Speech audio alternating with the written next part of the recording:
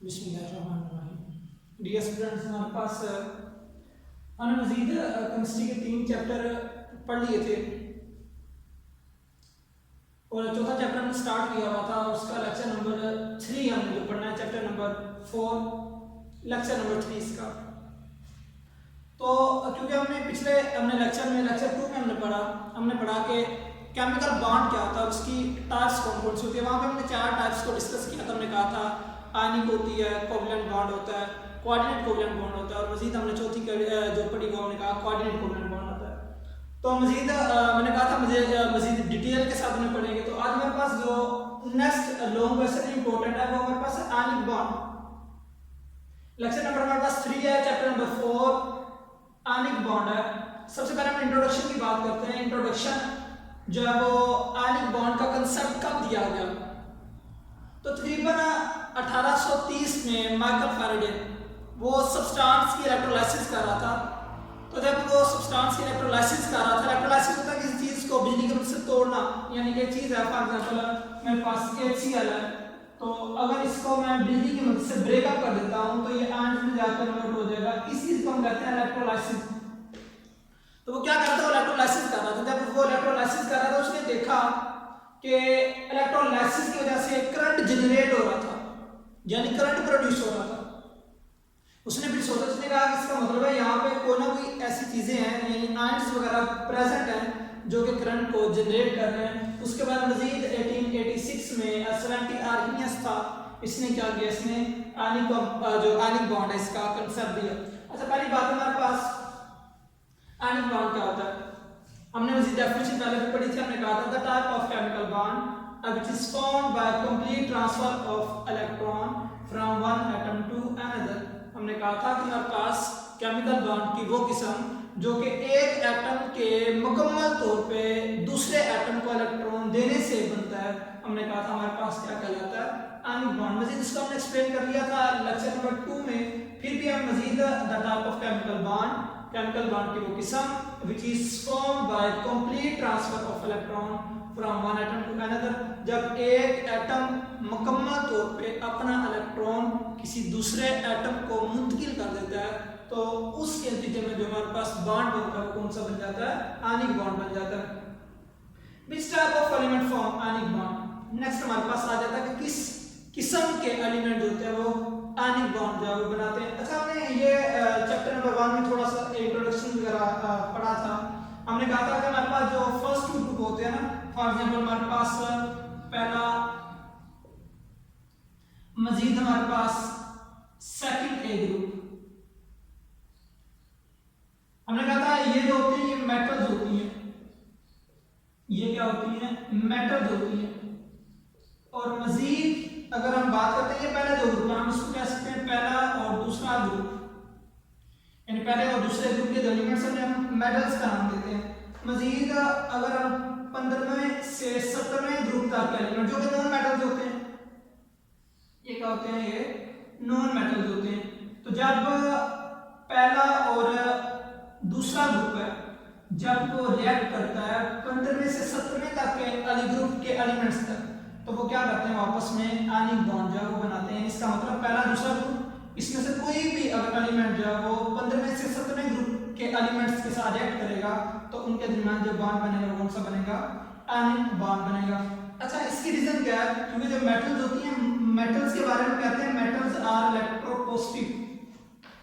ये हम कहते हैं कि मेटल्स होती हैं वो क्या होती हैं, इलेक्ट्रोपॉजिटिव कैरेक्टर इनका होता है, इलेक्ट्रोपॉजिटिव। अब भी इलेक्ट्रोपॉजिटिव का क्या मतलब होता है, इलेक्ट्रोपॉजिटिव का मतलब होता है जो कि इलेक्ट्रॉन देने का रुझान रखती है। अब अगर आपने वो लेक्चर आपने ज़हन में देखा ना पहले वाला, वहां पे हमने एक बात की, हमने कहा था कि हमारे पास एक ग्रुप होता है जिसके पास आधी शेल में 4 से कम इलेक्ट्रॉन होते हैं, वो इलेक्ट्रॉन को लूज करेगा। जिसके पास 4 से ज्यादा इलेक्ट्रॉन होते हैं वो इलेक्ट्रॉन को क्या करेगा, गेन करेगा। अब इलेक्ट्रोपॉजिटिविटी इनका जो नेचर होता है, अगर हम 15वें से 17वें तक के एलिमेंट्स की बात करते हैं तो हम कहते हैं कि ये जो होते हैं ये इलेक्ट्रोनेगेटिव होते हैं। ये क्या होते हैं, ये इलेक्ट्रोनेगेटिव। और इलेक्ट्रोनेगेटिव का मतलब क्या होता है, इलेक्ट्रोनेगेटिव का मतलब होता है जो कि इलेक्ट्रॉन को एक्सेप्ट करने का, यानी इलेक्ट्रॉन को हासिल करने का रुझान रखते हैं। जो पहला ग्रुप है इनके आदिशल में एक इलेक्ट्रॉन होता है, इसी वजह से ये एक इलेक्ट्रॉन देते हैं। दूसरा ग्रुप है, इसके एलिमेंट्स के पास जो आदिशल में 2 इलेक्ट्रॉन होते हैं, 2 इलेक्ट्रॉन देते हैं। मजीद हम 15वें ग्रुप की बात करते हैं। यहाँ पे हर एलिमेंट के पास, इनके पास 5 इलेक्ट्रॉन होते हैं। 3 इलेक्ट्रॉन की इनके पास कमी होती है, तो वो 3 इलेक्ट्रॉन कम यानी वो गेन कर लेते हैं, क्योंकि इनके आदिशल में 5 इलेक्ट्रॉन होते हैं। तो हमने ये रूल पढ़ा, जिसके पास 4 से ज्यादा होंगे वो इलेक्ट्रॉन गेन करेगा 8 पूरे करने के लिए। तो इसके पास तो 5 थे आदिशल की बात कर रहा हूँ, तो वो क्या करेंगे, वो 3 इलेक्ट्रॉन क्या करेंगे, एक्सेप्ट करेंगे। इस तरह 16 ग्रुप दरमियान में आ जाता है। तो 16वें ग्रुप के पास आदिशल में 2 इलेक्ट्रॉन की कमी होती है, वो 2 इलेक्ट्रॉन एक्सेप्ट करते हैं। 17वें ग्रुप के 1 इलेक्ट्रॉन एक्सेप्ट करते हैं, क्योंकि उनके पास 7 इलेक्ट्रॉन होते हैं आदिशल में, तो वो 1 इलेक्ट्रॉन को एक्सेप्ट करते हैं। तो ये हमारे पास था which type of element form ionic bond. और क्वेश्चन आ जाए कि कौन सा एलिमेंट जो है वो आयनिक बॉन्ड बनाते हैं, तो हम कहेंगे when group 1 and 2 allow to react with 15 to 17 in, जब ग्रुप 1 और 2 के एलिमेंट्स को जब 15वें से 17वें तक ग्रुप के एलिमेंट के साथ रिएक्शन का मौका मिलता है, तो वो क्या करते हैं, वो आपस में आयनिक बॉन्ड बनाते हैं। अच्छा, मजीद हमारे पास आगे इसका आ जाता है कि आयनिक बॉन्ड कैसे बनता है। नेक्स्ट हमारे पास क्या आ जाती है, आयनिक बॉन्ड इज फॉर्म।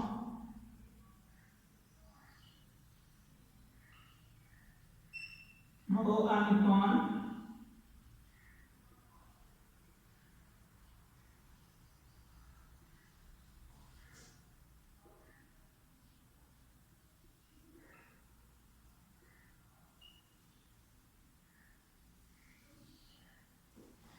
यहाँ पे हमारे पास आ जाता है कि आयनिक बॉन्ड जो है बनता कैसे है।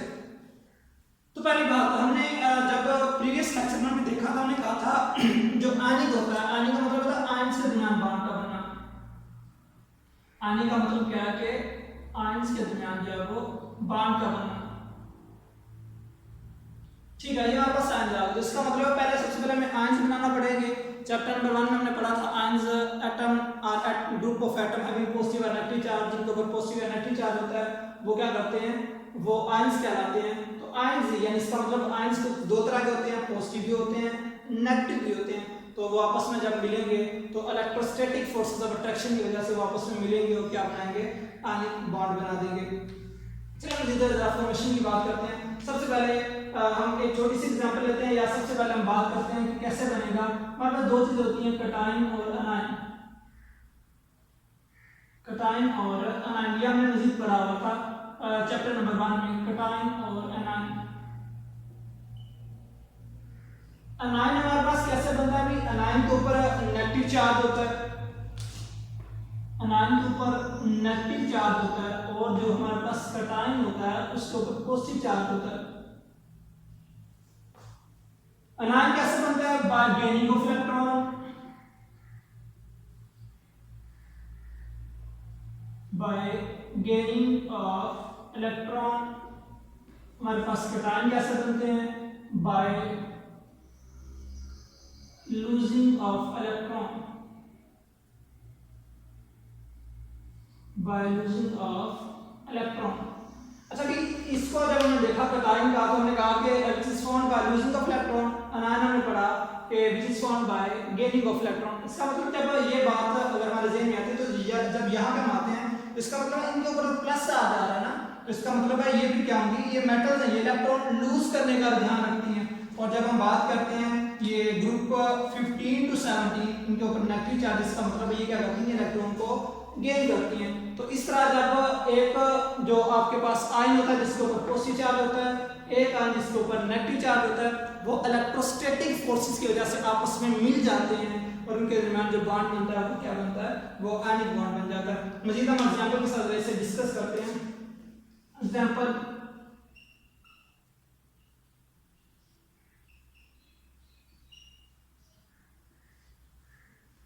the best example for the formation of ionic bond is the formation of NaCl, यानी NaCl का बनना, formation of NaCl। अच्छा, formation of NaCl, अब NaCl क्या है, घरों में इस्तेमाल करते हैं, टेबल से होता है NaCl सोडियम क्लोराइड, इसका बनना। अच्छा, पहली बात है जो हमारे पास सोडियम है ये पहले ग्रुप से बिलोंग करता है, ये पहले ग्रुप से बिलोंग करता है, ये पहला ग्रुप। और जब हम बात करते हैं क्लोरीन की, तो ये जो क्लोराइड होता है, ये क्लोरीन होता है, ये 17 ग्रुप से बिलोंग करता है। यानी इसका मतलब जब पहले ग्रुप का एलिमेंट और 17वें ग्रुप का एलिमेंट आपस में मिलेंगे तो क्या बन जाएगा, इनके दरमियान आयनिक बॉन्ड बन जाएगा। इसी तरह से हम एग्जांपल में से पढ़ रहे हैं, formation of NaCl is the good example of ionic bond. तो Na जो है वो पहले ग्रुप का मेंबर है, Cl 17 ग्रुप का मेंबर है। अच्छा, ये पहले ग्रुप का मेंबर से क्या करना चाहिए, फिर ये तो मेटल्स है, इनके पास तो इलेक्ट्रॉन जो एडिशन में 4 से कम होते हैं, तो इलेक्ट्रॉन को क्या करना चाहिए, लूज करना चाहिए। तो इसी तरह ये सोडियम क्या करेगा, वो इलेक्ट्रॉन को लूज करेगा। इसके पास 11 इलेक्ट्रॉन होते हैं, इसके पास 11 इलेक्ट्रॉन होते हैं, तो आधी शेल में 11 इलेक्ट्रॉन। ये नोबल गैसेस की इलेक्ट्रॉनिक कॉन्फ़िगरेशन हासिल करने के लिए क्या करता है, ये वहां पे एक इलेक्ट्रॉन को लूज करता है, ये एक इलेक्ट्रॉन इसमें लूज करते हैं, पॉजिटिव चार्ज आ गया, क्योंकि जो इलेक्ट्रॉन को लूज करता है उसके ऊपर पॉजिटिव चार्ज आता है।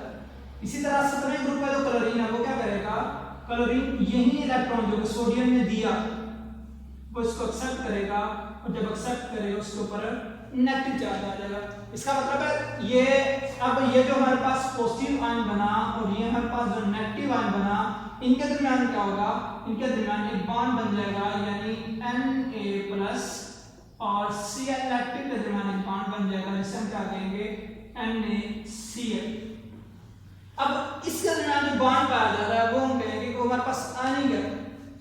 अब यहाँ पे सोडियम उसने इलेक्ट्रॉन लूज किया और ये क्लोराइड, अब इन दोनों के दरमियान जो फोर्सेस पाई जाएंगी उन्हें हम कहेंगे इलेक्ट्रोस्टैटिक फोर्सेस ऑफ अट्रैक्शन। इनके दरमियान जो फोर्सेस है वो क्या होंगी,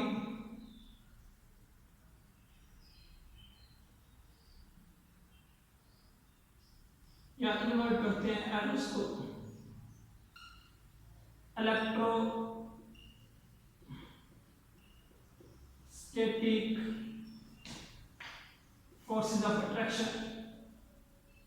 ये एमसीक्यूज के लिए इंपॉर्टेंट है कि ऑपोजिट चार्ज आयन के दरमियान कौन सी फोर्सेस पाई जाती हैं, तो वहां पर हमें बताना है कि वहां पर कौन सी फोर्सेस पाई जाती हैं।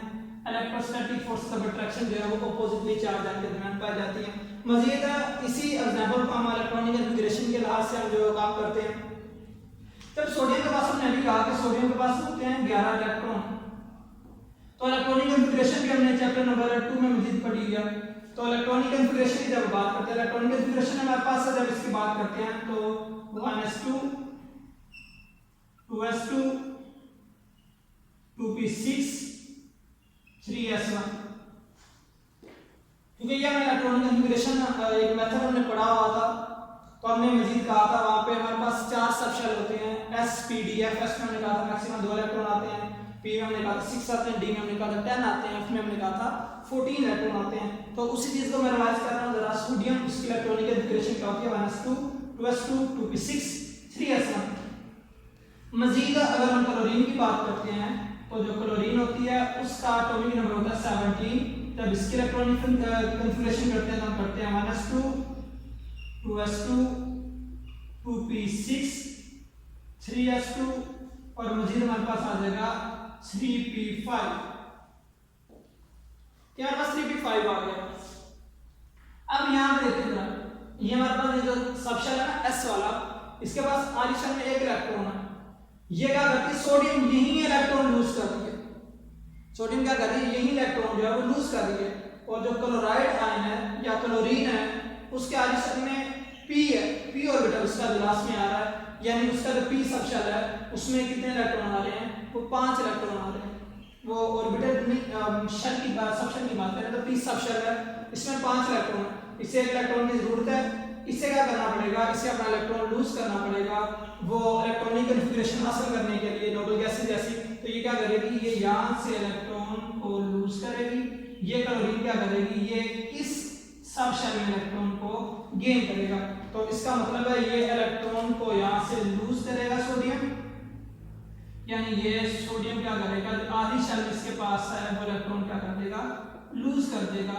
और यहाँ पे क्लोरीन के पास क्योंकि 5 इलेक्ट्रॉन, एक इलेक्ट्रॉन की जरूरत है इसे, वो क्या करेगा, वो यही इलेक्ट्रॉन को एक्सेप्ट करेगा और क्लोराइड आयन में कन्वर्ट हो जाएगा। मजीद अगर हम यहाँ पे रिवर्स स्ट्रक्चर की हम बात करते हैं तो वहाँ पे हमारे पास Na और Cl।